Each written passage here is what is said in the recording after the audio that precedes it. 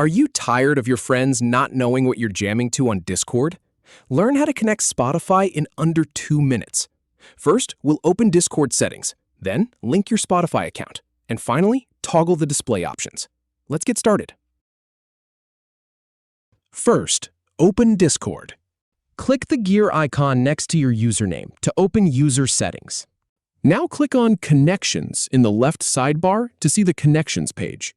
Look at the Add Accounts to your profile section and click View More to see all available services.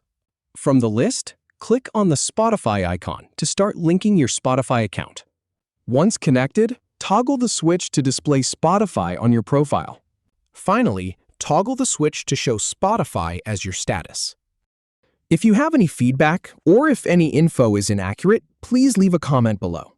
We'll do our best to answer or redo the video if needed. Thanks for watching.